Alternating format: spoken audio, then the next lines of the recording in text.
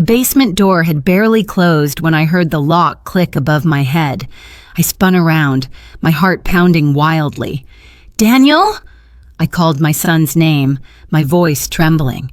There was no answer. Only my daughter-in-law's voice floated down, cold and flat. "Just stay down there, the doctor's on the way." Before I could even understand what was happening, my husband leaned close to my ear and whispered something that sent a chill straight through me. "Don't panic. They don't know what's hidden behind that wall." I followed his gaze, and for the first time after 46 years of marriage, I realized I had never truly known the man standing beside me. If you're still listening, tell me where you're watching from. Every comment you leave is another mark in this journey. And if this story has touched you, don't forget to hit like so it can reach even further. For the first few seconds, I stood frozen in the familiar basement that had suddenly become foreign. The old ceiling bulb swayed slightly, its weak yellow light spilling over stacked cardboard boxes, old Christmas decorations, family photo albums, a few wooden chairs with broken legs that Howard had always refused to let me throw away. I had come down here countless times over more than 30 years of living in this lakeside house, but never had it felt so small and suffocating. "Howard, I don't understand," I whispered, my hand gripping his arm like a survival reflex. "They locked the door." I rushed to the stairs and yanked hard on the doorknob. It didn't budge. I pounded my hands against the wooden door, the sound echoing back hollow and frighteningly weak. "Daniel, what are you doing? Open this door right now." My voice broke apart, no longer holding the calm of a mother used to protecting, used to enduring. From upstairs, I heard footsteps moving away. Then Claire's voice drifted down again, still even, still carrying that fake sweetness I had grown used to hearing over the past 5 years. "Please stay calm. We just want everything to go smoothly. The doctor will be here soon." The doctor. The word rang in my head like an alarm bell. Not because I was afraid of hospitals or white coats, but because I understood all too well that in this world it only takes one doctor's signature for an elderly person's entire life to be sealed shut. I turned to look at Howard. He wasn't running to the door. He wasn't shouting. He wasn't pounding on anything. He was simply standing there, back straight, eyes strangely clear, completely unlike the 72-year-old man my son had just described as starting to decline. "Howard," I swallowed hard, "what are they planning to do to us?" He placed both hands on my shoulders and gave a gentle squeeze, just enough to make me feel that he was here, truly here. "Margaret," he said softly, "do you remember how I once told you that some things are safer the less you know?" I frowned. Decades of marriage flashed through my mind, quiet dinners, short vacations, weekend mornings on the porch watching the lake shimmer. Howard had never been a mysterious man. He was a construction engineer, principled, orderly, someone who hated complications. He wasn't the type to keep secrets. "What do you mean?" I asked, my voice dropping. Instead of answering, he tilted his head, signaling me to be quiet. We stood completely still for a few seconds, listening. Upstairs, I heard Daniel speaking in a low, urgent voice, followed by footsteps pacing back and forth. Maybe they were waiting, or calling someone. Howard gently pulled me back, away from the stairs, toward the old brick wall at the far end of the basement. A chill ran through me. I had been looking at that wall for decades, dark bricks, some chipped, others stained with damp patches from the lake's moisture. "Do you remember," Howard whispered, "when you asked me why I never let anyone repair this section of the wall?" My heart started racing. I remembered. I had complained that it looked ugly, that it ruined the house I loved showing off to friends every summer. Howard had just smiled and said, "It's fine the way it is." "You said it was convenient," I stammered. He nodded. "That's right. Convenient. A small noise came from upstairs, maybe the front door opening. I heard Claire say faintly, "Yes, we're waiting." I began to understand, not through logic, but through the instinct of a mother, of a woman who had lived long enough to recognize when something was no longer about family. This morning, everything had started to go wrong the moment Daniel walked in with a smile that was far too practiced. My son was not a man who smiled easily. I had raised him for 43 years. I knew him well. Daniel smiled freely only when he was a child, when his father taught him how to fish, when I baked apple pie for Thanksgiving. Since marrying Claire, his smiles had become conditional. "Mom, Dad," Claire had said in a voice light as a feather, "we think it's time to have a serious conversation about your future." Future, a word that sounds beautiful, but for older people it is often used as the opening line for decisions they are not allowed to refuse. That was why, when the basement door locked, I no longer thought this was a misunderstanding. I understood perfectly. This was a plan, and it had been prepared for a long time. I looked back at Howard. Under the dim yellow light, his face looked older than usual, but his eyes did not. They were sharp and alert, like when he was still working, whenever he spotted an error in a blueprint.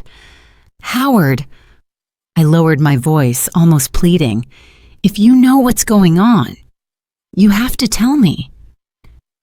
He was silent for a few seconds. I could feel the struggle inside him, between the habit of protecting me with silence and the reality that this time, silence could kill both of us. "I never meant for you to find out this way," he said slowly, "but maybe now is the time." He took another step toward the old brick wall. I followed, my heart pounding so loudly I was afraid it could be heard. His hand lifted, brushing lightly across the bricks, stopping at one darker than the rest. In that exact moment, I understood why he had been so calm when his own son locked us in the basement. And I knew that the life I thought had finally settled at 69 had just officially turned in a completely different direction.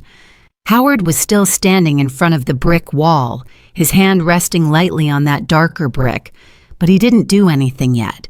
He looked at me, his eyes signaling me to wait, and in that moment, the memory of this morning flooded back, so vivid, I could almost smell the coffee steaming in the kitchen again, hear the lake birds outside, and feel that vague unease I had tried to brush aside. The morning had begun far too perfectly. Daniel and Claire arrived earlier than usual. Too early.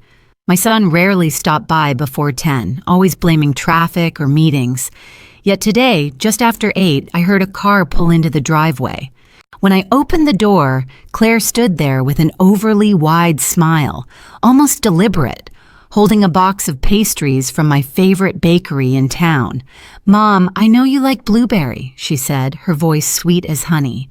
Daniel stood behind her, hands in his jacket pockets, nodding as he explained, "We just thought, it's been a long time since we had a serious family talk."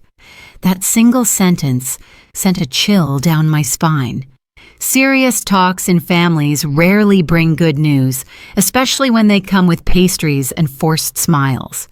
We sat around the kitchen table. Morning sunlight streamed through the large window overlooking the lake, reflecting off the calm water. I remember thinking, how strange, on such a beautiful morning to feel so heavy inside. Claire began. She was always good at this. "Lately you've been looking more tired," she said, placing her hand on mine, a gesture I once thought was caring, but now, looking back, felt controlling. "You're always worrying about Dad, about the house, about everything. I think you deserve to rest." I was about to brush it off with a laugh, but before I could speak, Daniel continued, his voice slow and careful, like he was reading from a rehearsed script. "And Dad, he's been forgetting things lately. he said. Last week, he even forgot a doctor's appointment. Howard looked up from his newspaper. I didn't forget. I rescheduled. Daniel avoided his father's eyes. Claire immediately cut in. But the doctor said it already. Little signs like that, we shouldn't ignore them. I set my coffee cup down on the table. The soft clink sounded louder than usual. Which doctor? I asked. Claire smiled. Dr. Cole, the one I introduced last time. I remembered that visit very clearly. A completely routine checkup, where Howard answered every question clearly, even joking that he remembered his doctor's schedule better than his own birthday.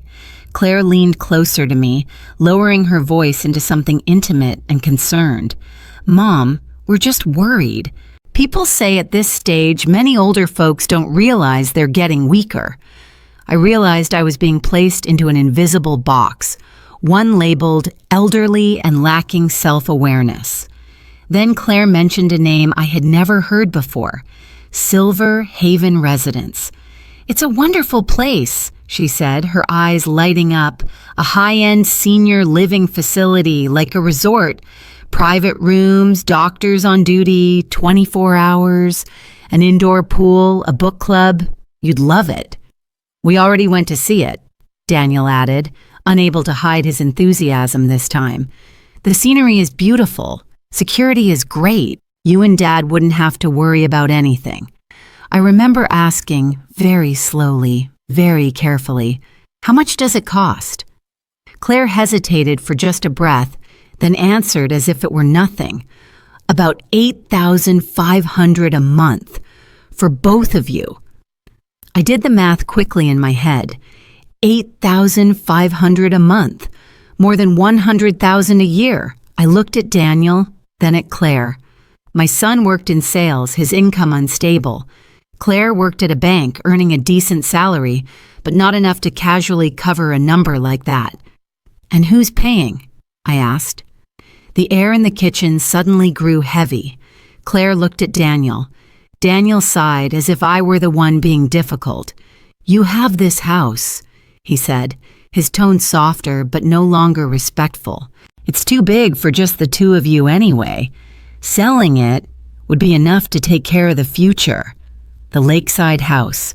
The house Howard and I bought with a 30-year mortgage. The house where Daniel grew up, where he learned to swim off the wooden dock in the backyard, where I once sat sewing his high school graduation gown. And now it was being spoken of as a number in a calculation.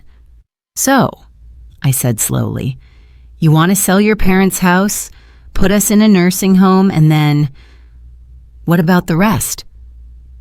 Claire rushed to answer. You're misunderstanding. Everything is for you. The remaining money will be managed carefully. You won't have to worry about anything. I looked at Howard. He folded his newspaper and sat up straight. No, he said. Just one word. Clear, final. Dad, Daniel began. I said no, Howard repeated. We're not selling the house, and we're not going anywhere. I had never seen Claire's expression change so fast. The smile on her lips froze, then vanished, revealing something colder and harder underneath. Howard, she said, calling him by his name for the first time without Dad. The doctor has already been clear. You're not in the best condition to make decisions anymore. I felt the blood rush to my face. What are you talking about? Claire turned to me, her eyes carrying a carefully polished look of pity. Mom, you're always protecting Dad, but have you thought that you might be exhausted too? The words were like a velvet-wrapped knife.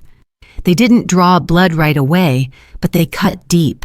Daniel stood up, pulling his chair back with a harsh scrape against the floor. You should think carefully. We've already prepared the paperwork. What paperwork? I asked. Claire opened her purse and pulled out a thick folder. I glanced at it and saw familiar but terrifying words. Property transfer, legal power of attorney, capacity evaluation. Howard stood up. He didn't raise his voice, but it hardened. "I'm not signing anything." A heavy silence fell over the kitchen. Then Daniel said the sentence that, even now, standing in this cold basement, I still hear word for word. "You're no longer clear-headed enough to make your own decisions." From that moment on, everything was decided. Now, standing in this cold basement, I understood that this morning had never been a family discussion.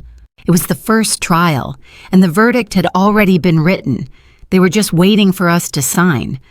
Howard turned to look at me. His eyes were no longer those of the gentle older husband I was used to, but of a man who had been preparing for this for a very long time. "You see," he said quietly, "this wasn't sudden." I nodded, my throat dry. Above us, I heard footsteps returning, faster this time. Howard took a deep breath. Then he turned fully toward the old brick wall, and I knew that what I had once believed was my peaceful past had just been violently torn open. Howard had just turned fully toward the brick wall when, above our heads, I heard a phone ring. It wasn't Daniel's familiar ringtone, but Claire's, pim, sharp and short. The sound echoed down into the basement through the stairwell gap, cold and clear, so sharp it felt like someone had knocked directly against my temple. "Yes, doctor," Claire's voice came through, smooth and terrifyingly calm. "I think their condition has worsened." I froze. Howard stopped. He didn't turn around, but I saw his shoulders tense slightly. A tiny, lightning-fast reaction, as if he had been waiting for this exact moment. "I know," Claire continued, lowering her voice, though every word still reached my ears. "The delusions are more obvious now. They believe we're conspiring against them. Yes, especially her. Me." I clapped a hand over my mouth instinctively, as if afraid that even breathing too loudly would be taken as proof of so-called delusions. My heart began to race, pounding so hard I felt dizzy. "Yes, Dr. Raymond Cole," Claire went on, sounding as though she were reading from a report. "We followed all the instructions. No, they're not cooperative. The husband is still very stubborn. Yes, I think a direct evaluation is necessary." There was a brief silence. I imagined a man on the other end nodding, taking notes, confirming a script that had already been written. "We brought them down to the basement so they could calm down," Claire said, and this time she didn't even lower her voice. "Just temporary isolation. Isolation." The word echoed in my head, heavy and cold. Not a bedroom. Not the living room, the basement. I turned to look at the stairs. The wooden door above was still firmly shut. I didn't hear Daniel anymore. Only Claire's voice, and my son's silence was more frightening than anything she could have said. "The doctor will arrive within 45 minutes, Claire concluded. "Thank you, doctor."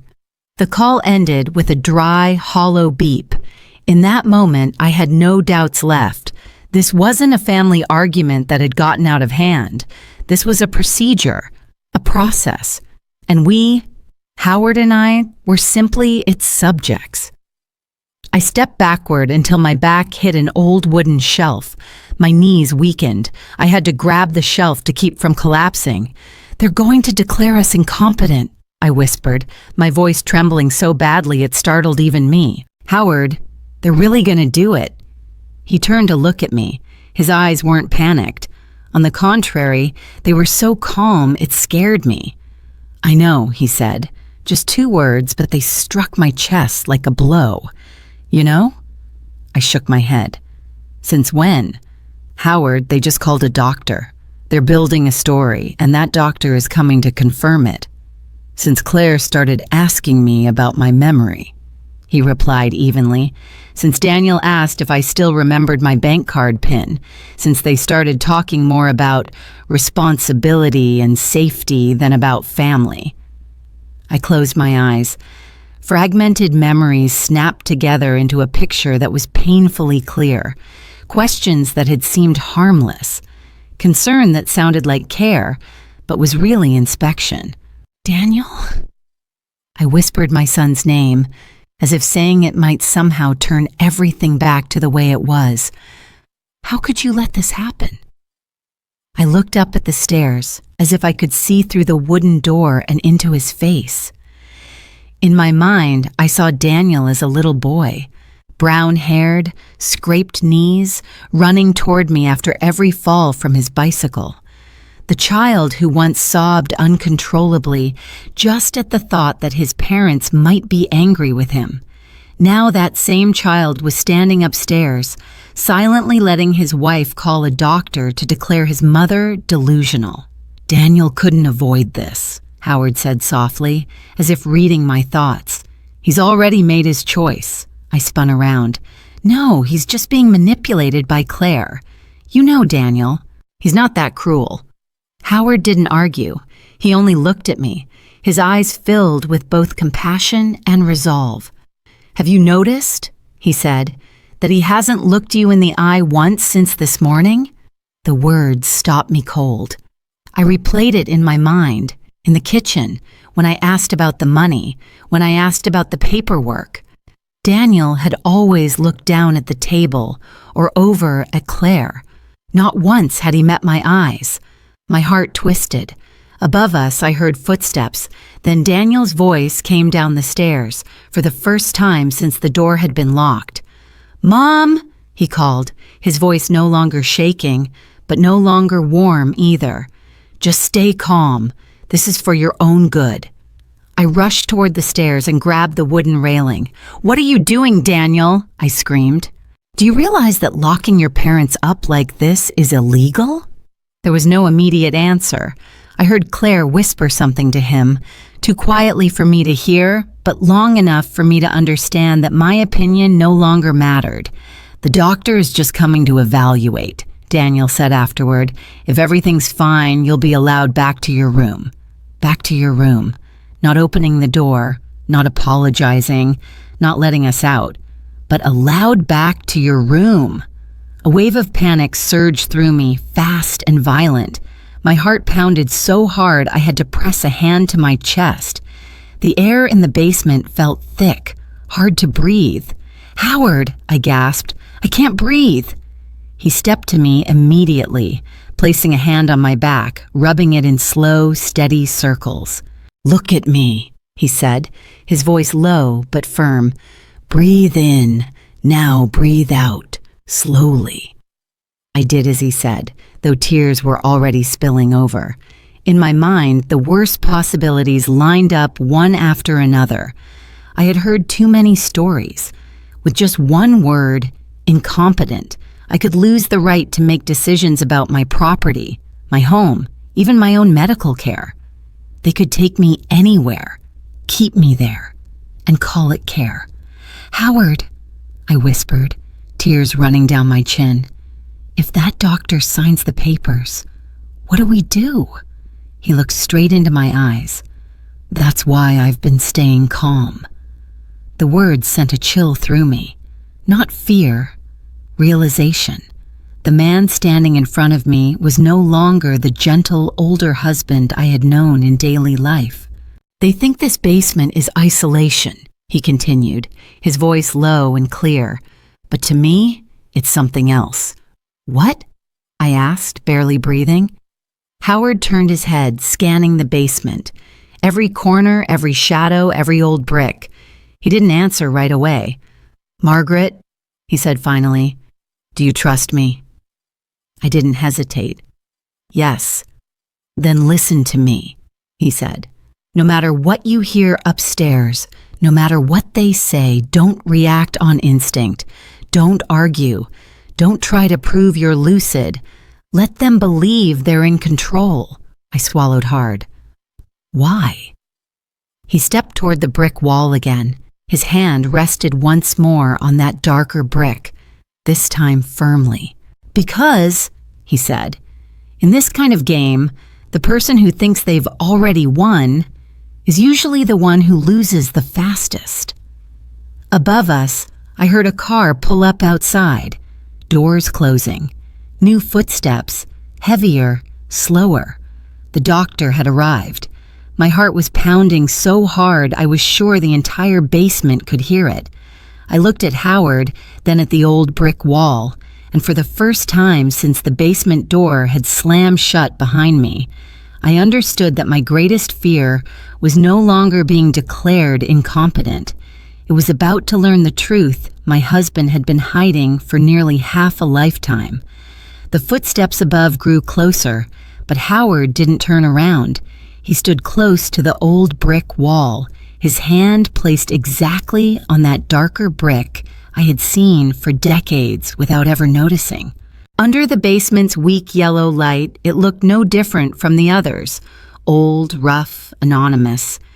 If not for this moment, I would never have believed that something so ordinary could change an entire life. Howard took a deep breath. I watched his chest rise and fall, slow and controlled. He pressed his thumb lightly against the brick. At first, nothing happened. My heart pounded. I even thought I had imagined it, that this was just a hopeless attempt to calm me in the middle of panic. Then suddenly, a very small click sounded. Not loud, not dramatic, but in the enclosed space of the basement, it was so clear that goosebumps rose on my skin. Howard pushed the brick inward, not forcefully, not prying, but with a familiar motion, as if he had done this many times before. A thin seam appeared between the surrounding bricks. Then an entire section of the wall shifted slightly to the side, revealing a narrow black gap. My mouth fell open, but no words came out.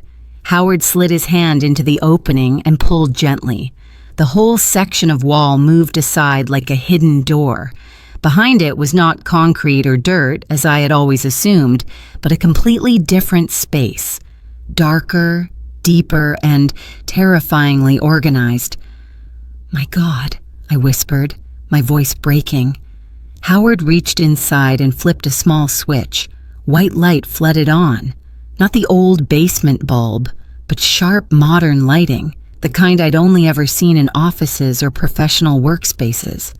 I stood frozen. Inside was a sealed room, not large but obsessively neat. Metal shelves lined both walls, stacked with carefully labeled file boxes. A work desk sat in the center, holding a fairly new desktop computer, a small printer, and a thick bundle of documents tied neatly together. In the corner, a dark gray safe rested against the wall, heavy and solid. I stepped forward once, then stopped, as if afraid that one more movement might make everything collapse. "Howard," I turned to him, my throat dry. "What is this?" He closed the hidden door behind us. When the wall slid back into place, the outer basement seemed to disappear entirely, leaving us in a separate space, so quiet I could hear my own heartbeat. "I meant to tell you," he said, his voice low and steady. "But not now. Not like this." I let out a shaky, breathless laugh. "Are you kidding me? Howard, I've lived in this house for 30 years. I've cleaned every corner, every stair. I thought I knew every brick in it." He looked at me, a flicker of regret crossing his eyes. "I know." I slowly turned in a circle, my hand brushing over the file shelves, touching labels with years, locations, names. They weren't family papers, not bills or renovation contracts. They looked like evidence. "How long have you been doing this?" I asked. "Almost 24 years, he replied. 24 years. The number hit me like a slap. 24 years. Nearly as long as we'd owned this house. All that time," I said slowly, "I knew nothing." Howard sat down in the chair by the desk. Suddenly, he looked visibly older. His shoulders sagged, his back curved slightly, as if the weight he'd carried for so long had finally been set down. "I wanted you to be safe," he said. "I wanted you to live a normal life." I swallowed. "And you?" He didn't answer right away. Instead, he opened a drawer, pulled out a thick folder, and placed it on the desk. On its cover was a year that made my blood run cold, 2001. "I didn't retire," Howard said, no longer evasive. "I disappeared." I looked at him, then at the folder. A memory surfaced. The day he came home earlier than usual, more than 20 years ago. I remembered asking him about it and him saying the company was restructuring, that he'd decided to step away. "I was the lead supervising engineer," he continued, "for a major project in the northern suburbs of the city, a 12-story commercial building. I heard the name of that city, heard that location, and a cold sensation ran straight down my spine. I had seen it on the news before, a long time ago. It collapsed one morning," Howard said, his voice steady, "during rush hour. 52 people died." I raised a hand to cover my mouth. Old blurry images in my memory suddenly became brutally sharp. Piles of concrete, ambulances, blankets covering motionless bodies. "You? You were involved?" I asked, my voice barely sounding like my own. "I warned them," he said, 3 times. "I wrote reports. I demanded construction be halted because the materials didn't meet standards." He opened the folder, flipped through a few pages quickly, then turned it toward me. I saw copies of emails, technical notes, Howard's signature at the bottom of the pages. "They ignored it," he went on, "because replacing the materials would have cost an extra $2 million. And when the building collapsed..." He stopped and took a deep breath. "They needed someone to take responsibility." I understood before he finished. "You." Howard nodded. "They forged my signature, said I had approved everything. The media needed a name, the authorities needed a culprit, and I was the perfect choice." I staggered back a step, gripping the table to stay upright. I looked at the man in front of me, the husband who had slept beside me for 46 years, and realized I had never known this part of his life. "They threatened me," Howard said, his voice lowering. "Not just me, you, and Daniel, who was just a boy back then." My heart tightened. "Threatened how?" "Accidents," he said simply. "Things that look like accidents." A heavy silence settled over the hidden room. I could hear cars passing somewhere far away, as if from another world. "So you stayed silent," I whispered. Howard nodded. "I walked away from everything. I came home. I became an ordinary husband, an ordinary father, and I began documenting." He gestured around the room. "Everything here is what I couldn't say out loud. Evidence, names, money trails, other deaths." I was trembling. "You lived with this alone for 24 years. Not completely alone," he said. "I had you, but I couldn't pull you into it." I looked at the safe in the corner, the computer still glowing, then back at Howard. Tears had started spilling without me noticing. "You thought I was that fragile?" I asked, not accusing, just aching. Howard stood and stepped in front of me. He placed his hand against my cheek as gently as the first day we met. "No," he said. "I thought you were too strong." Above us, I heard the basement door open. Claire's voice rang down, cold and controlled. "The doctor is here. Are you ready?" Howard looked at me one last time, his eyes firmer than ever. "Margaret," he said, "from this moment on, nothing will be the same." I nodded, tears running down my cheeks, because I knew that the secret buried for 24 years had just been unearthed. Claire's voice still echoed in my ears, but inside the hidden room behind the false wall, time seemed to slow. Howard stood at the desk, one hand resting on the thick folder, while I sat down on the metal chair beside it, my mind spinning under the weight of the truth that had just crashed down on me. "How long have you been watching them?" I asked, my voice hoarse from crying.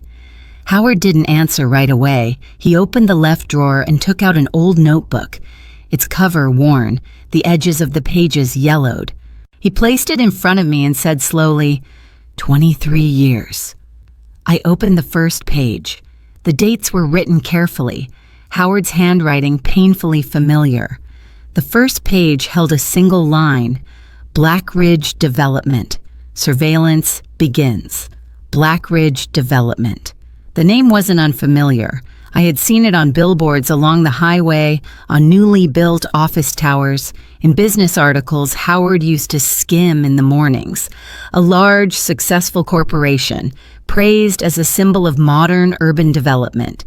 Their chairman is Victor Harlan, Howard said, as if mentioning an old acquaintance, one of the most powerful men in this state. I looked up at him.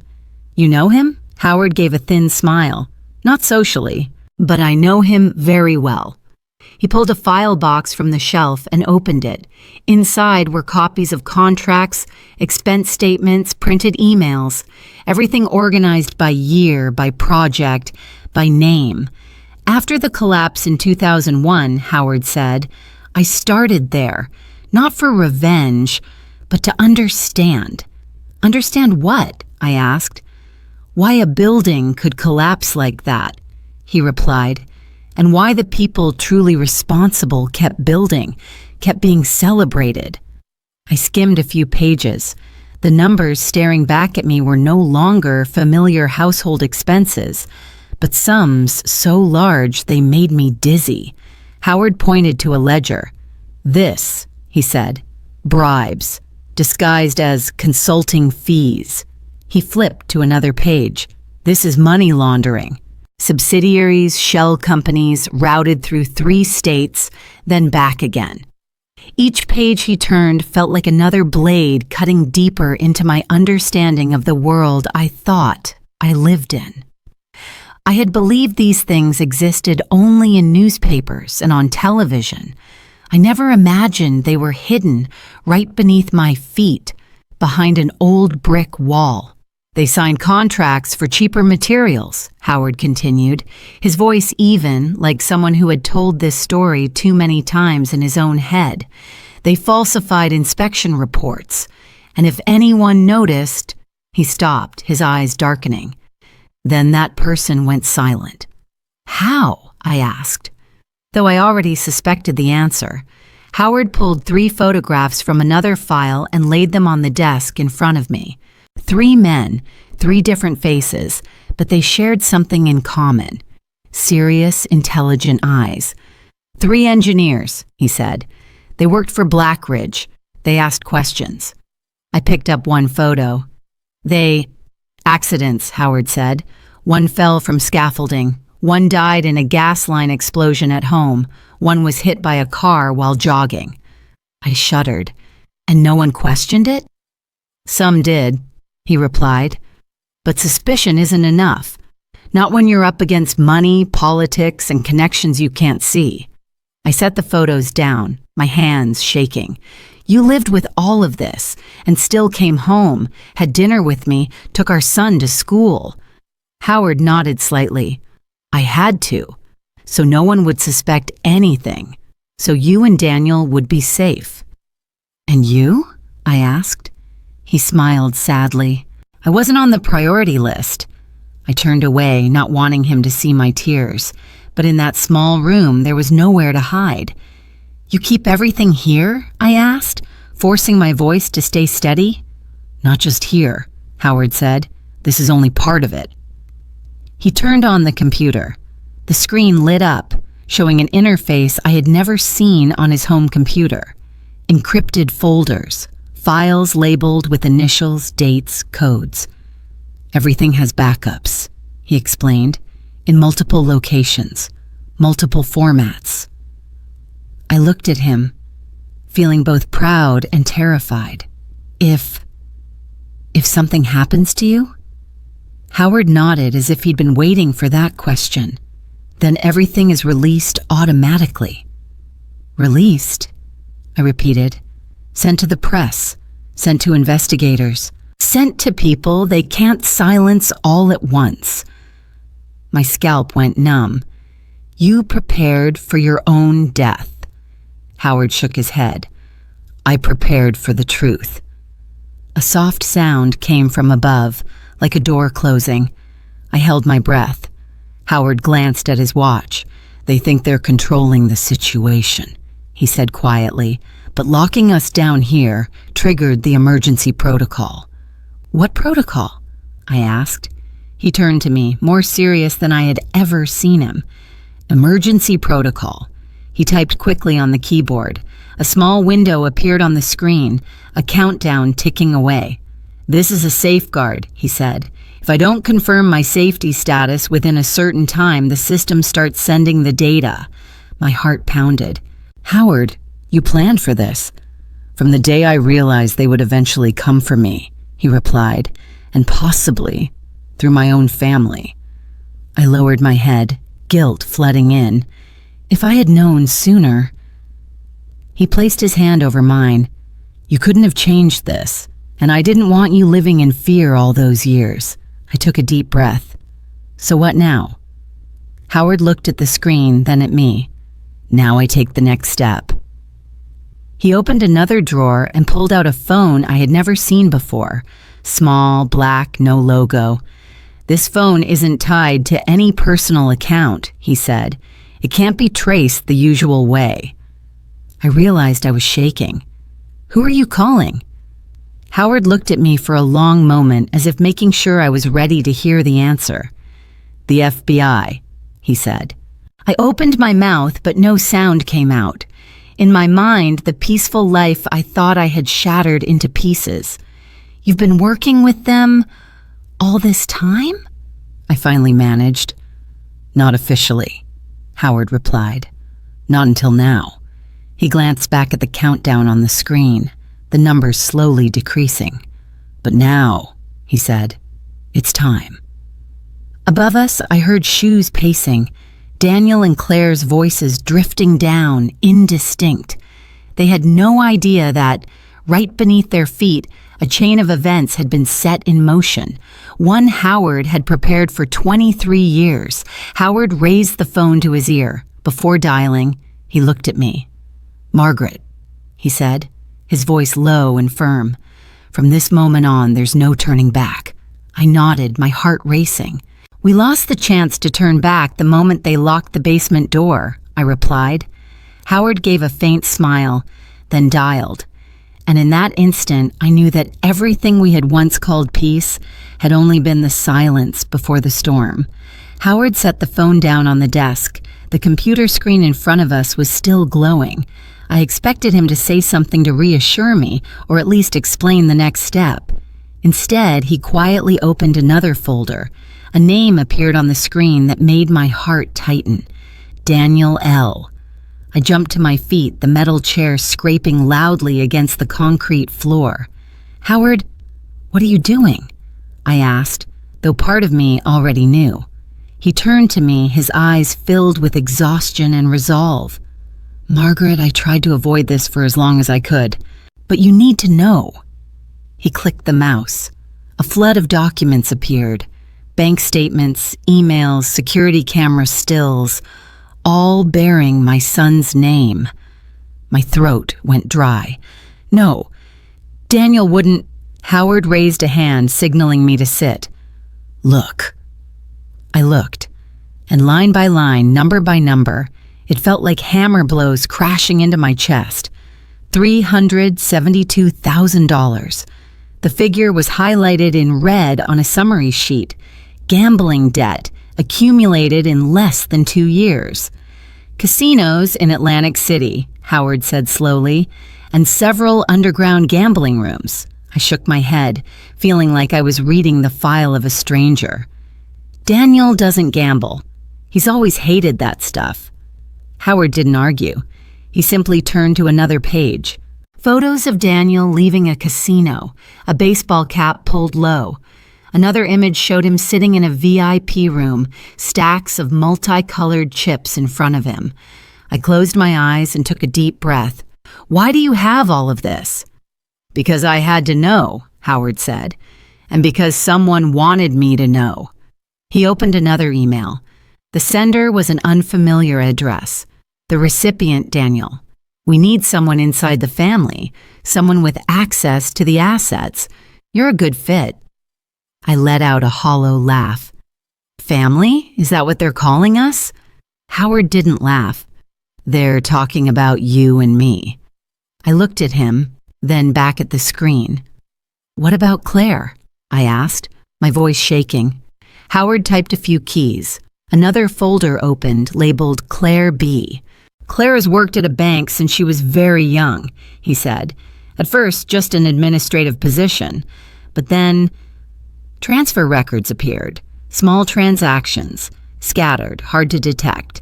But when assembled, they formed a clear money trail. Funds moving in, funds moving out, routed through multiple accounts and shell companies. She helped move the money," Howard said. "Not directly, but enough to stay under the radar. Daniel owed money. Blackridge offered a solution." My stomach twisted. "What solution?" "Money laundering," he replied, "and in return, they wiped out his debt." I stood up and took a few steps around the cramped room, clutching my chest. "No, Daniel couldn't." "Daniel did," Howard said, without anger, without judgment, just the bare truth. "He signed the papers, took the money, and followed instructions." I turned back to him. "Then what about Silver Haven?" Howard opened another folder. This time it contained images of a beautiful, bright building.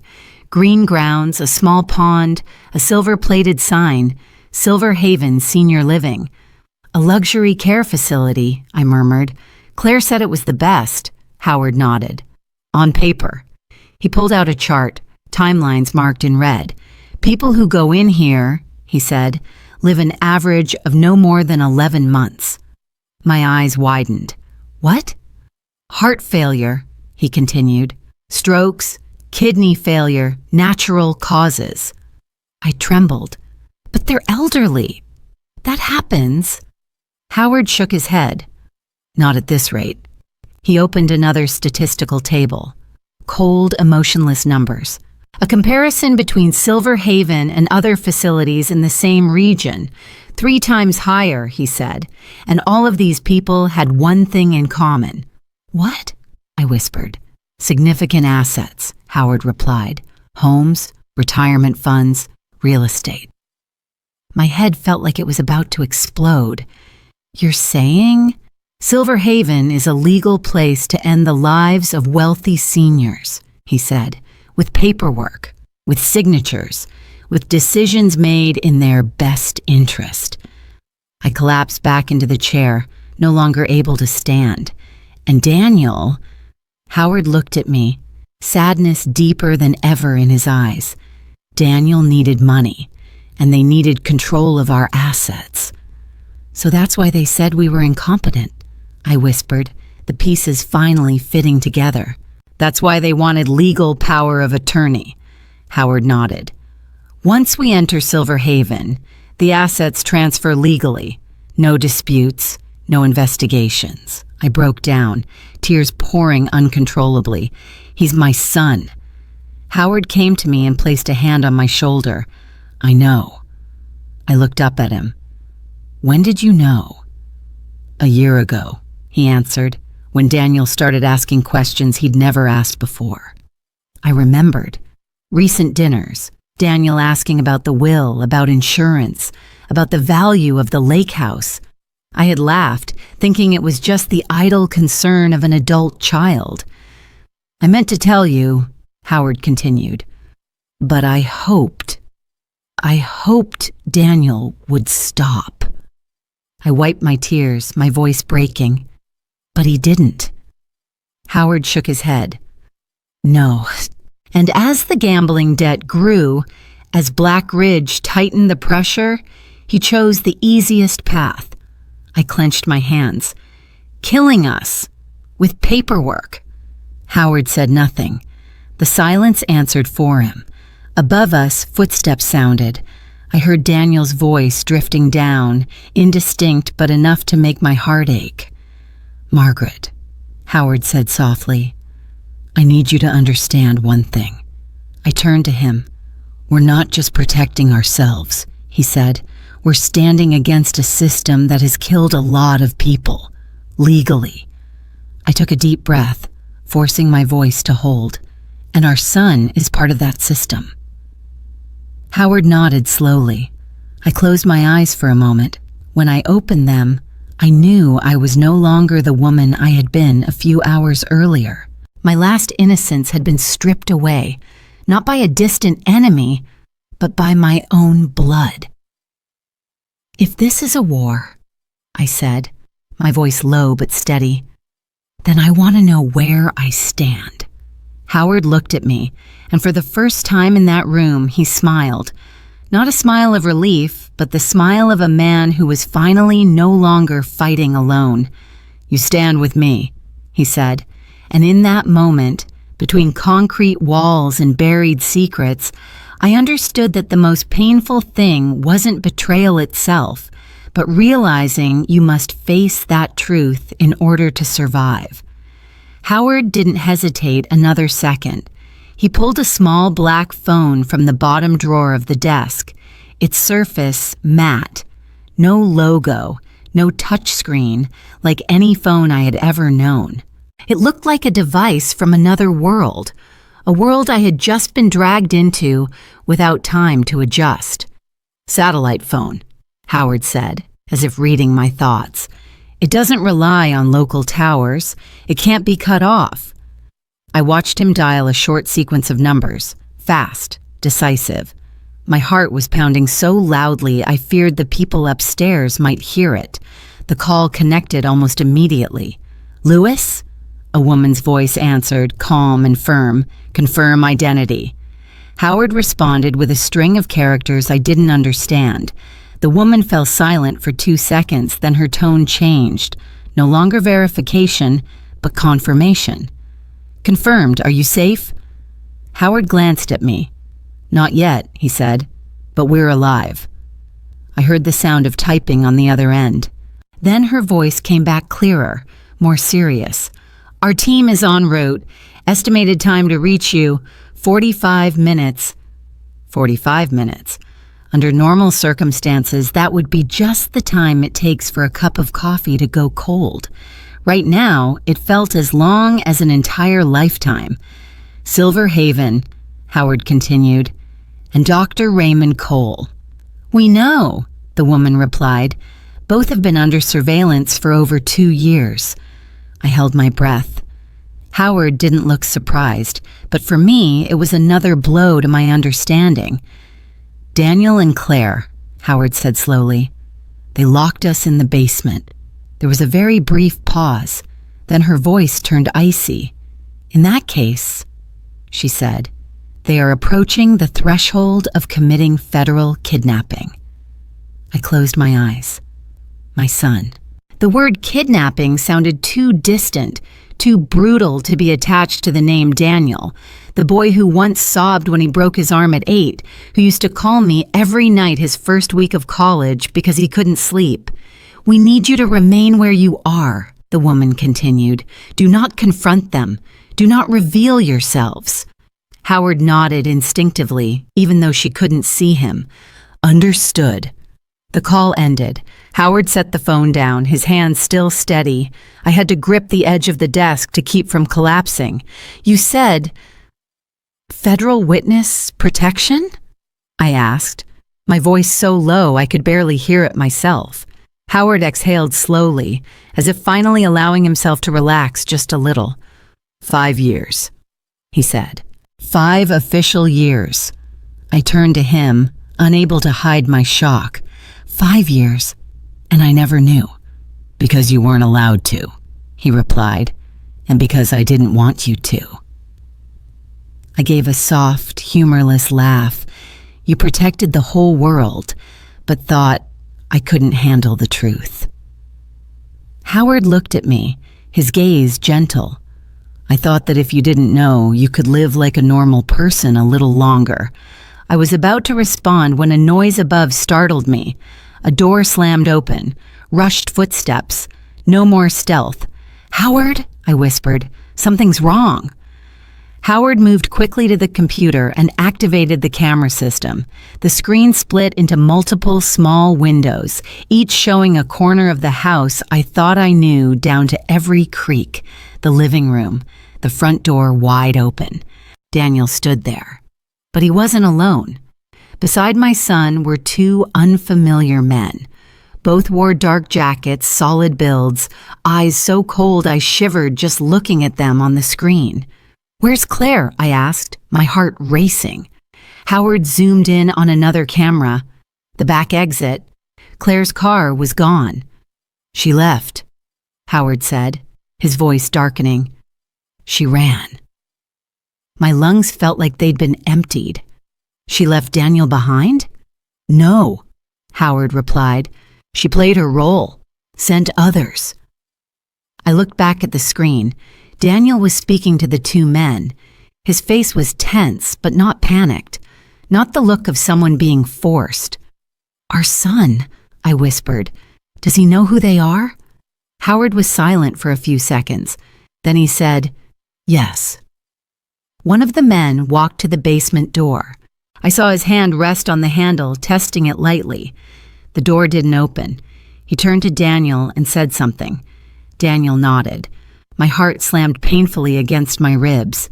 "Howard, what are they going to do?" Howard didn't answer right away. He stared at the screen, like someone rereading a script he had predicted but still hoped wouldn't come true. "They want what's down here," he said finally. "The evidence, and if necessary, to eliminate the witnesses." I clenched my hands. "So our son is leading them," Howard said without flinching. A knock echoed from the basement door. Not polite, not asking. A knock meant to announce. "Dad, Mom." Daniel's voice came down through the thick concrete. "Open the door.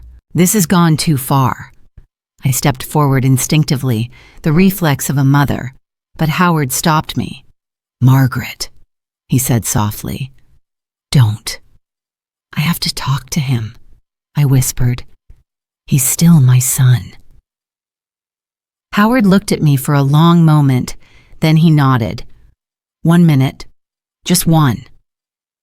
I moved closer to the door, my heart threatening to leap from my chest. "Daniel!" I called, forcing my voice to stay steady. "What are you doing?" There was a pause. Then Daniel answered, his voice deeper, harder. "You wouldn't understand, Mom. Everything is more complicated than you think. It can all stop," I said, tears spilling. "You just need to leave this house. Right now." I heard my son sigh. "I can't." "Because of the money?" I asked. "Or because of them?" Daniel didn't answer right away. When he finally spoke, his voice was hoarse. "Because I've gone too far, Mom." I closed my eyes. In that moment, I understood that the person standing upstairs was no longer the little boy I once held in my arms. He was a man who had made a choice, and that choice was pushing all of us toward the edge. Howard pulled me away from the door. On the screen, one of the two men had begun scanning the walls, his gaze probing. "We don't have much time," Howard said, his voice terrifyingly calm. "They know there's something here." I looked at him, then back at the screen, where my son was standing among strangers inside the very house I had once believed was the safest place in the world. The danger was no longer a possibility. It had crossed the threshold. Howard didn't say another word. He simply took my hand and led me away from the desk area, deeper into the back of the hidden room. There, under the dim yellow light, I saw a low steel door almost blending into the concrete wall. "When did you do all this?" I whispered, my voice hoarse. "One night at a time," Howard answered shortly. "Over 2 years." He unlocked it. The door made a very soft sound and opened, revealing a narrow passage sloping downward, barely wide enough for one person to crawl through. Inside was pitch dark, the air cold and damp, smelling of earth mixed with metal. "A tunnel," I said. not sure whether I was asking or stating a fact. "It leads to the Miller family's house," Howard said. "3 houses south. They moved away last year." I stood frozen. "You even prepared an escape route?" Howard turned to look at me. His eyes weren't panicked, weren't dramatic. They held only the steadiness of a man who had prepared for this moment for a very long time. "Margaret," he said, "listen to me." He went back to the desk, opened a small compartment inside the safe, and took out a black hard drive, small enough to fit in the palm of my hand. "A complete copy," he said, placing it in my hand. "Everything." I gripped it, feeling as though I were holding our entire life, and perhaps the lives of many others. "No," I said immediately, shaking my head hard. "No way. If we go together." Howard looked at me for a long moment. "We can't." "What are you going to do?" I asked, my heart racing. He turned to a control panel mounted on the wall. On it was a red button covered by a clear plastic guard. "Destroy the evidence," he said. "The originals." I stepped back. "What did you say?" "If they get into this room," Howard said slowly, "they can take or alter the data. The external copies won't matter if they can prove the source was compromised." "But you said there was an automatic system." "It still needs time," he cut me off, his voice turning firm for the first time. "And we don't have time." The sounds upstairs grew louder, no longer cautious footsteps, but heavy shoes moving straight down the basement stairs. I heard metal scraping against the wall, low, urgent voices. "Howard," I said, tears spilling over, "you can't stay." He stepped in front of me, placed both hands on my shoulders, and looked straight into my eyes. "Margaret, you have to go." "What about you?" I asked, my voice breaking. He smiled very faintly. "I'll stay here, and I'll make sure they don't get what they want." I shook my head, desperate. "Daniel is our son." Howard closed his eyes for a brief moment.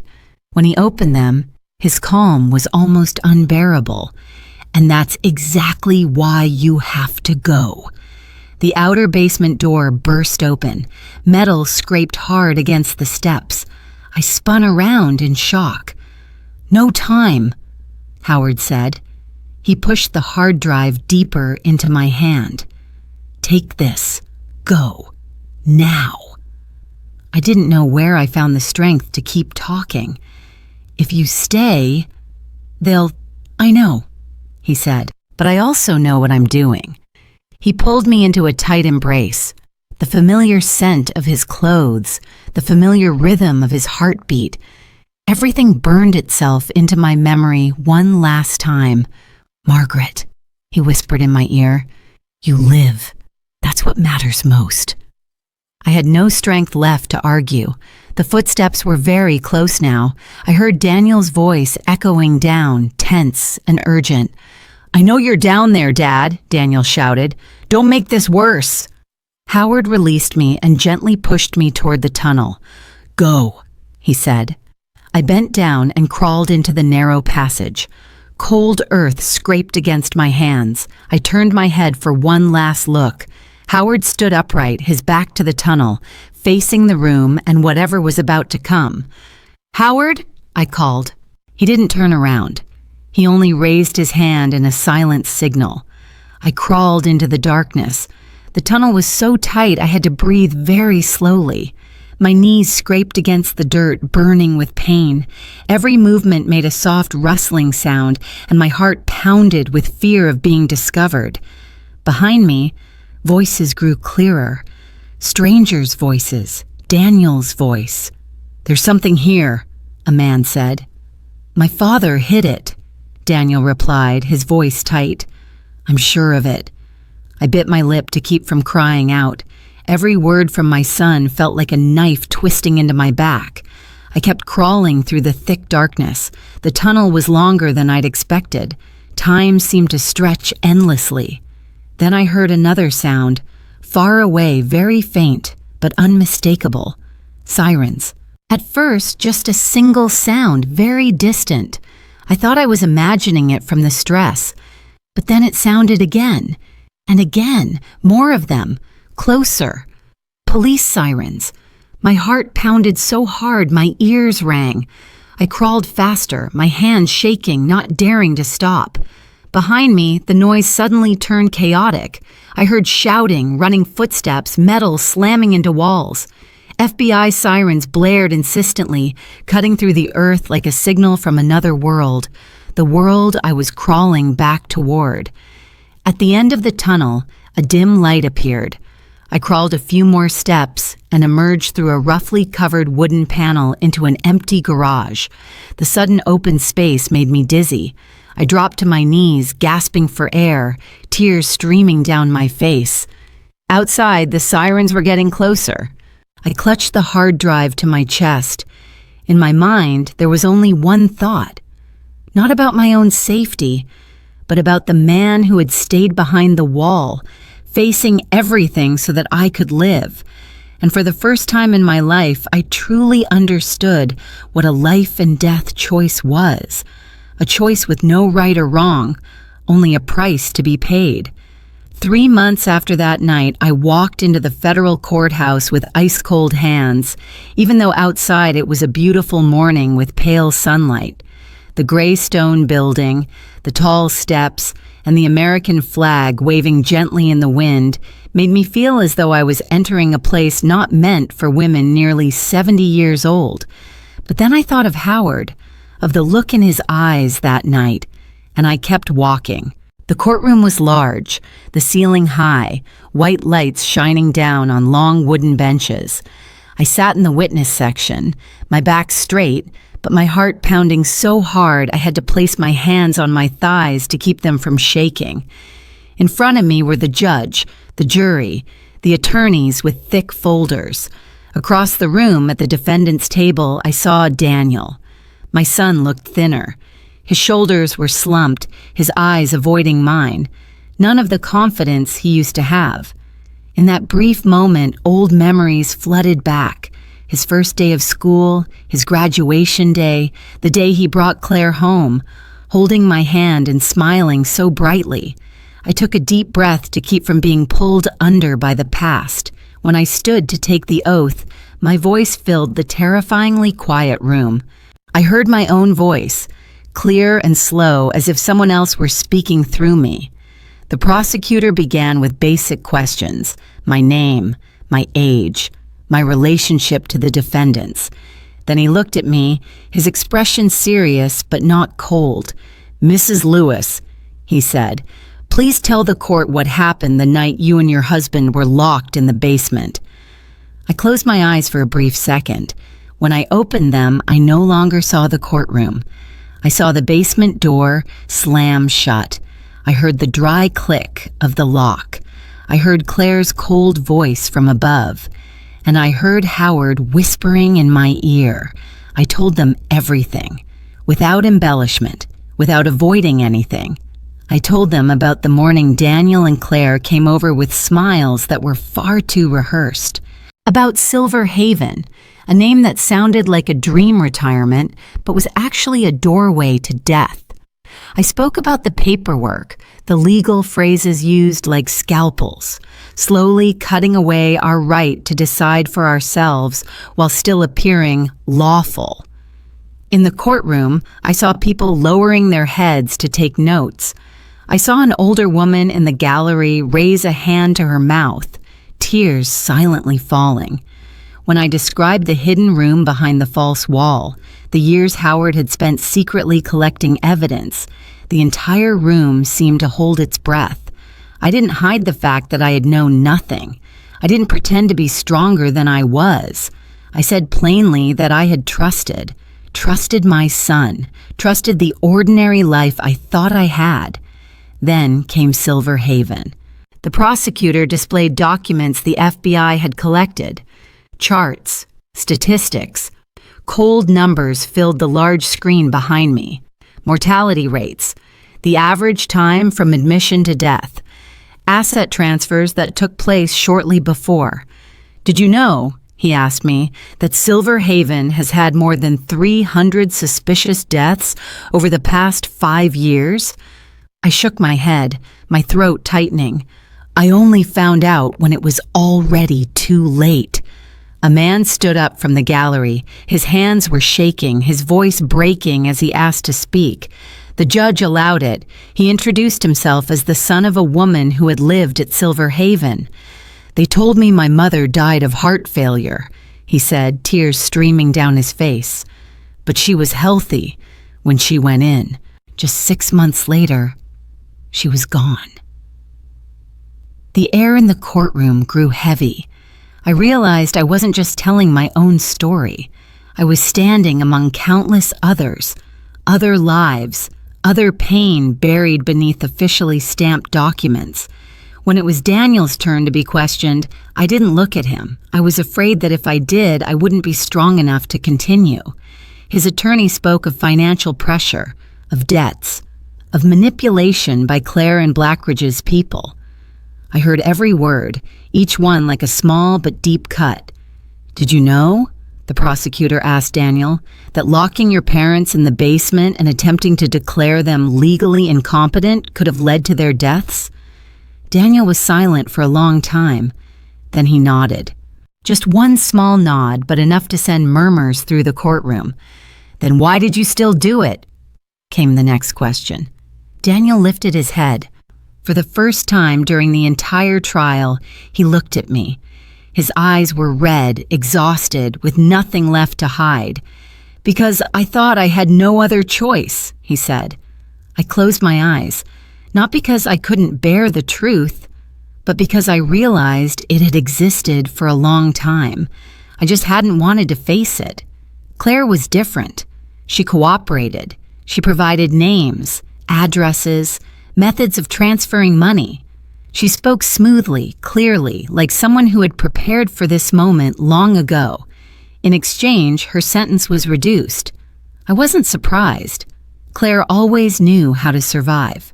On the day of sentencing, I sat quietly in the front row. Daniel received a sentence the attorneys called severe but appropriate. I heard the numbers, the legal terms, but they all blurred together. In my mind, there was only the image of a child who once held my hand to cross the street, now standing before the judge. When the trial ended, I walked outside alone. The late afternoon sun warmed the courthouse plaza in a strange, gentle way. I stood there for a long time, breathing, feeling my heartbeat slowly return to normal. I had once believed that being a mother meant carrying every mistake of your child on your own shoulders, that if a child went astray, it must be because you hadn't done enough. But standing in that courtroom, hearing hundreds of stories, both similar and different, I understood something. A mother's love doesn't make her child good or bad. It only gives them a place to begin. The rest, Isha, is their own choice. I was in pain. There's no other word for it. But I no longer blamed myself. I stood up, I told the truth, and I did what so many people are afraid to do. I looked betrayal straight in the eye, called it by its name, and did not turn away. When I left the courthouse, I knew my life had entered a different chapter. Not a chapter of fear or silence, but a chapter of awakening. And even though the price I had to pay was the pain of being a mother, I accepted it, not as a punishment, but as a truth that had to be faced, so that I could continue living the rest of my life fully and without bowing my head. I thought that when I walked out of that courtroom, everything had finally come to a close, that the truth had been exposed, the villains had been named, and the rest of my life, though scarred, could finally be peaceful. I was wrong. 3 days after the sentencing, as I was sitting alone in the temporary apartment provided by the federal authorities, looking out the window at the last autumn leaves quietly falling onto the sidewalk, the doorbell rang. It wasn't the familiar sound of a neighbor stopping by. It was short, firm, intentional. I knew it wasn't friends coming to check on me, and deep down, I knew that this story was not over yet. 2 FBI agents stood outside the door. They didn't need to introduce themselves. I had grown too familiar with the badges on their jackets, with those eyes that were both polite and alert. "Mrs. Lewis," the woman said, her voice low and measured, "we need to talk to you. Again." I invited them in. The small room suddenly felt tighter, as if the air itself understood that what was about to be said would not be light. The man opened a black briefcase and placed on the table a folder thinner than the ones I had seen before, yet heavy enough to weigh on my heart at first glance. "Victor Harlan," he said, "not the mastermind." I didn't react right away. I just stared at the name that had been repeated throughout the investigation, the name the media had called the brain behind Black Ridge Development. He was only a link, the woman continued, someone in the middle, powerful enough to operate, but not powerful enough to control the entire system. I sat up straighter. Then who was controlling it? They exchanged a very brief look. Then the man said something that sent a chill down my spine. A federal judge. The room was so quiet I could hear the ticking of the wall clock. I had stood before a judge. I had believed that bench represented the final symbol of justice.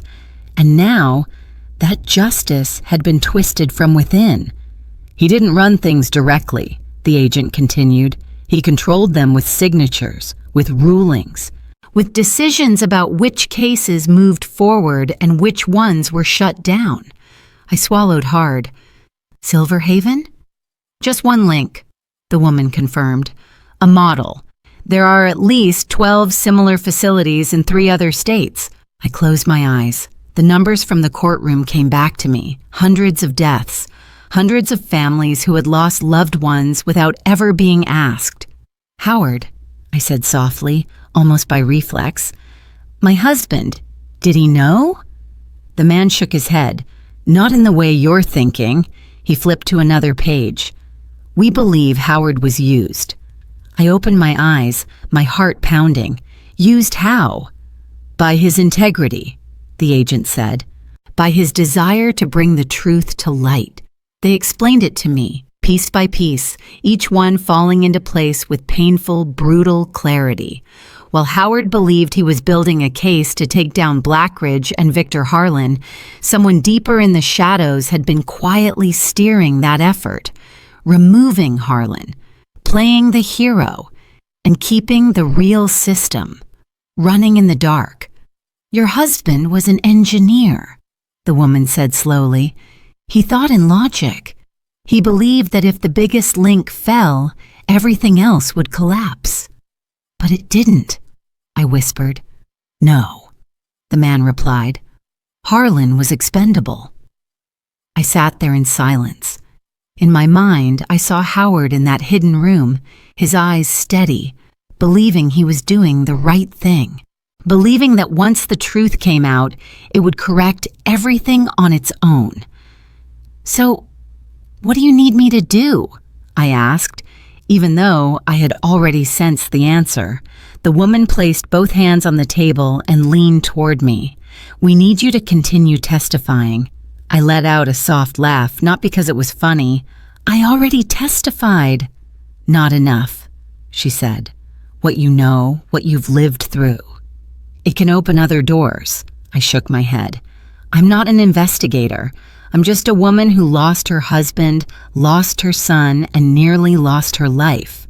The man looked at me, his gaze not coercive.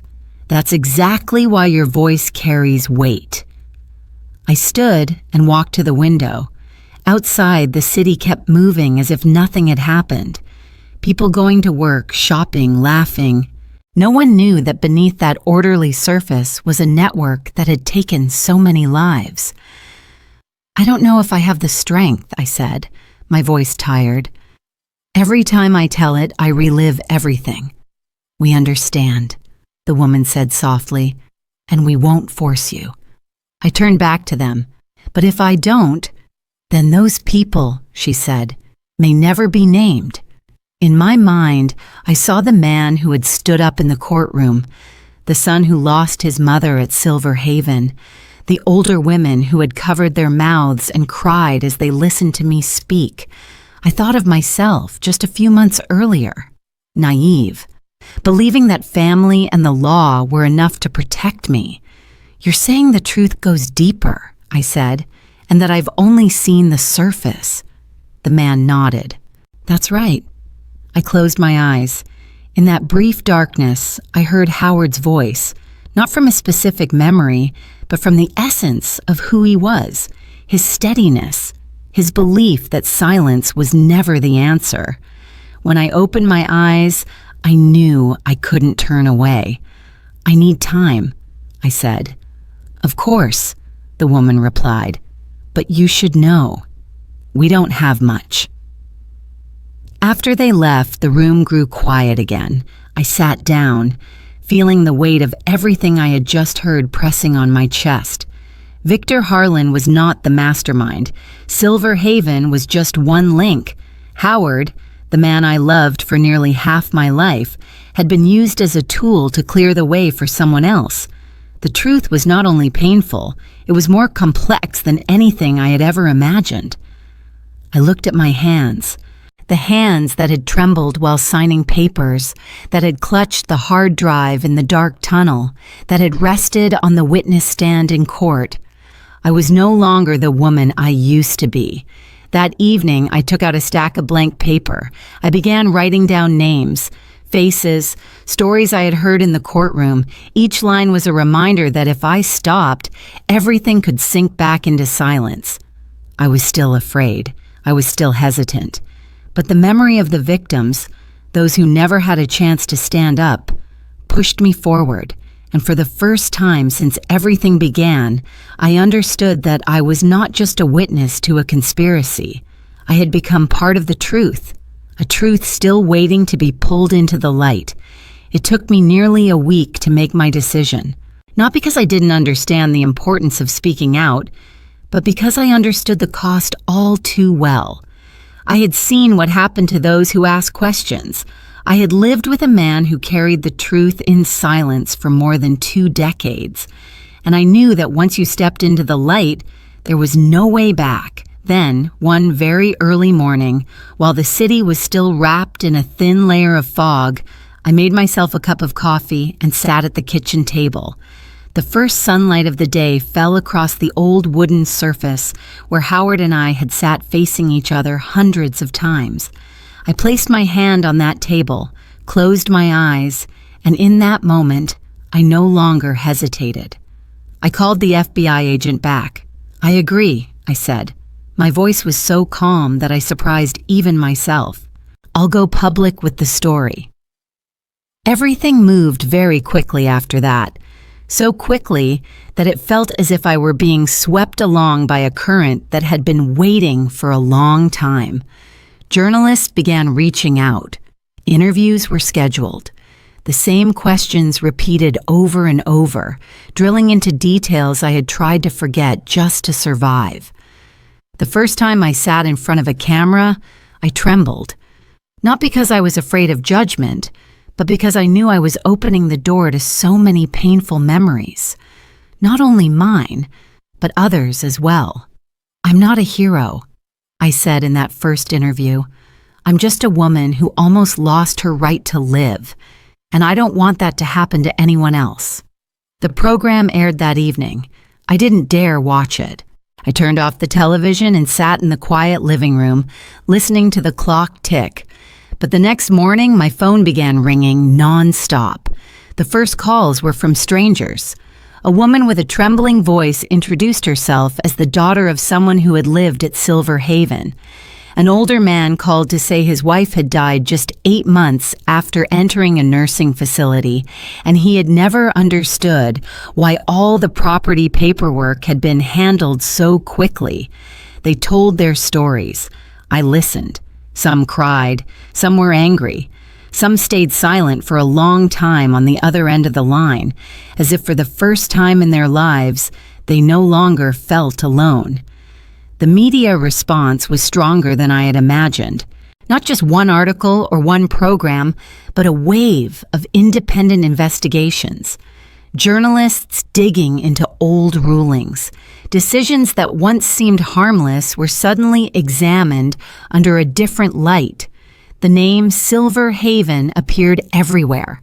Then other names followed. Premium care facilities with unusually high death rates, hastily signed rulings, files closed without questions, and then the name the FBI had mentioned, the federal judge, began appearing in the headlines. At first, just suspicions, then evidence, accounts and relatives' names, financial ties that could not be explained. The day he was arrested, I was sitting in a small waiting room at a newsroom, preparing for another interview. A young assistant walked in, eyes wide, her voice unable to hide her shock. "They just arrested him," she said, "right in his office." I didn't cheer. I didn't feel victorious.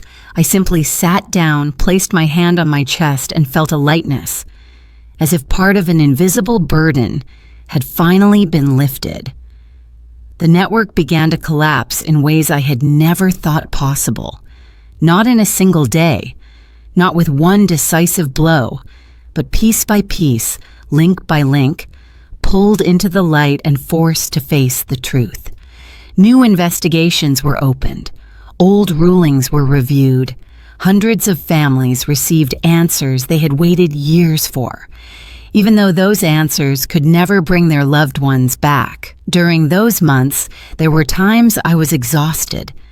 Nights when I lay staring at the ceiling, wondering whether I had done the right thing, whether reopening all that pain truly brought any good.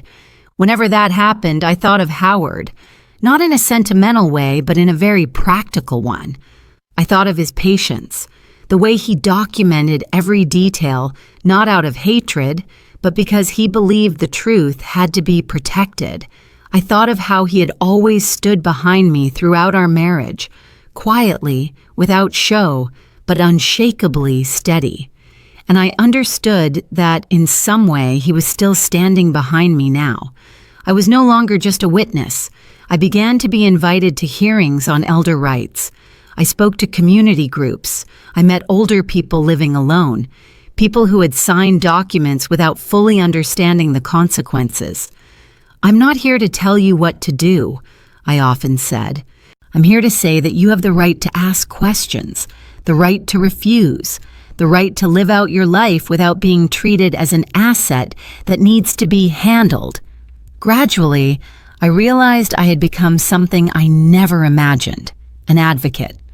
Not because I was stronger than anyone else, but because I had gone through my greatest fear and learned what it looked like.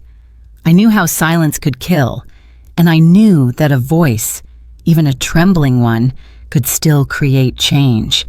My family is no longer what it once was. That is the truth, and I won't soften it. There are no more noisy dinners, no more weekend calls from my son. There are empty spaces nothing can fill. But I have no regrets, because if I had stayed silent, I would have spent the rest of my life with a question that had no answer. Could I have done something differently? Now, every time I stand in front of a room full of people, every time I see an older woman nod as she listens to me speak, I know I made the right choice. Not the easy path, but the necessary one. And in the quietest moments, when I am alone, I feel it clearly. Howard never left. He is there in every decision I make, in every word I bring into the light. My family has changed. I have changed, but I do not turn back, because this time I choose not to be silent. When everything finally settled, I realized that life had not returned me to the starting point. It had placed me on a different path. Not loud, not glamorous, but steadier than I ever thought I could stand at 69. I began to travel. At first, just short flights, small talks at community centers, local libraries where people still gather to listen to one another's stories. Then, gradually, invitations came from different states. I stood before rooms full of gray hair and seasoned eyes, and I told my story, not to shock, but to illuminate. I spoke about the small signs we often overlook, questions about paperwork that come too early, offers made for your parents' own good that carry an unsettling urgency, gentle smiles hiding impatience. I didn't use harsh words. I didn't need to. The people in front of me understood all too well what it felt like to be dismissed simply because of age. Some evenings, after I finished speaking, an older woman would grip my hand tightly and whisper, "Thank you. I was about to sign papers last week." Sometimes men lingered long after the room had nearly emptied, just to ask one question. Where should I start? I didn't offer formulas. I had no miracles. I simply said, start by asking questions. Read carefully. Call someone outside the family for advice. And most important, trust your own instincts, even when they make you uncomfortable. There were times I was tired, times I wanted to return to a quiet room, close the door, and live the rest of my life in silence. But then I remembered the faces that had listened to me speak. I remembered the stories they carried, stories that had never been told. And I understood that if I stopped, it wouldn't be because I lacked strength. It would be because I was afraid to keep facing the truth. I am no longer a victim. That didn't come from a medal or a title. It came from the moment I stopped asking what I had done wrong and started asking, what can I do next? I am a survivor not because I escaped, but because I stayed with the truth long enough for it to lose its power to hurt me. I learned to love myself in a very different way, not through affirmations in the mirror or luxurious trips, but by allowing myself to rest when I needed to, by saying no without guilt, by understanding that my value is not in what I own or the roles I once played, but in the clarity I have managed to keep until today. Some nights I still think about my son.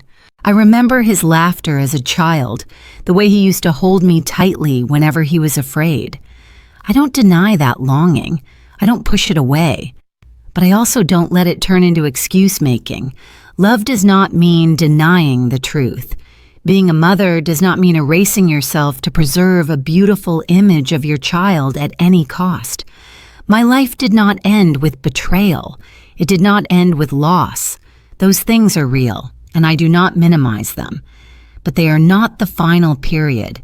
They are a comma, a necessary pause for me to look back, breathe, and move forward, not as who I was, but as someone who has awakened. Every morning, I stand in front of the mirror and look at the gray-haired woman there with a gentleness I never gave myself before. I don't wish to be younger. I don't need that. I only wish to be clear enough to live the rest of my life without bowing to fear. If there is one thing I want to leave behind, it is this. Age does not make us weak. Silence does. When we speak, even late, we not only protect ourselves, we open a path for others to follow. And if you are reading this, if this story touches you in any way, know that you are not alone. If you'd like, tell me where you are listening from, a small town or a familiar street somewhere. Leave a comment, share your thoughts, or simply say that you are still here. If this story helps you see something more clearly, please like it and subscribe so we can continue together through the stories ahead. I am grateful to you for listening, for staying to the very last lines, and for choosing not to turn away. At 69, I do not have a perfect ending. I have a different beginning, and this time, I walk forward with my eyes open, my heart steady, and the truth beside me.